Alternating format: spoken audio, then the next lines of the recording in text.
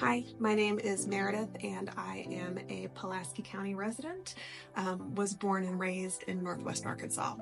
I have two beautiful children, two beautiful girls. They are the pride and joy of our family, and being their mom is just, it's the best. It's the best. My kids are 6 years apart. That was not by design. We unfortunately had a very difficult, challenging pregnancy in between. When our oldest was about 18 months, we found out that we were pregnant and we're very excited. That news was very happy news at that time in our life, because just a few short months before, my mother-in-law passed away suddenly and unexpectedly. So being pregnant was definitely a blessing and a joy for us at the time. About 16 weeks into my pregnancy, we learned that the pregnancy was very likely not viable, that the baby would not survive past birth. So we met with a lot of specialists. We had about 4 or 5 weeks of nonstop appointments, tests, ultrasounds, you name it, we went through it, and there was really no clear explanation as to what had happened or why. But we did learn that my placenta was enlarged and cystic, and our baby was measuring very, very small. One of the specialists described my placenta as Swiss cheese, so it was not providing all of the life and nutrients that the baby needed to survive and grow, to be healthy, and to be everything you hope your newborn baby to be. So we were given a couple of options as to how to proceed, and none of them were easy. We were obviously extremely devastated and heartbroken that we were not going to have this baby.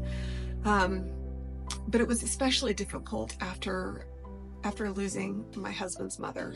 It just put us in a very fragile place emotionally, a very fragile place as a family. And one of the first options that I was given was to be induced and to deliver. And I just, emotionally at the time, I did not think that I could handle that. It's just something I didn't feel that I could do, that was the best for my health. The second option was a D&C, but at that point I was 20 weeks and I was not allowed that option. The third option was to carry to term and to deliver, or to carry until the pregnancy naturally terminated itself. And again, I did not think that was the best for my health, for the health of our family. It seemed like a very impossible thing to do with another young child at home, having to explain, what was happening. And I was very fortunate to have a wonderful doctor who advocated for me. She fought for me, and she made a lot of calls and was able to get me into the Women's Hospital in Houston, in Texas. At that time, the laws allowed for pregnancies to be terminated in a hospital up until 22 weeks.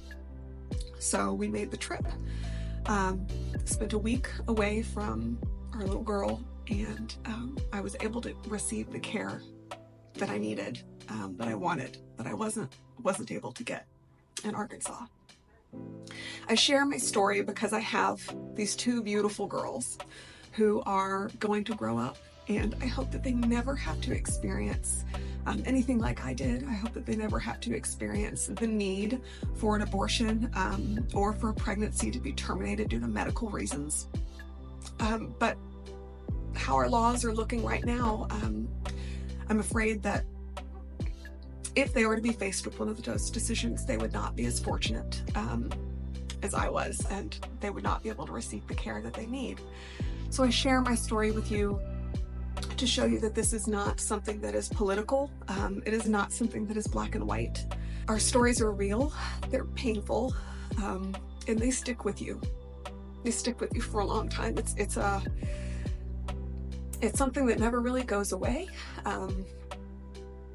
And I hope that my experience and my pain and my story might change even just one person's mind to know that our ability as women to make decisions about our health care with our doctors, that we should be allowed to do that. We should be allowed to do that, and we should be allowed to do that without the government having any interference.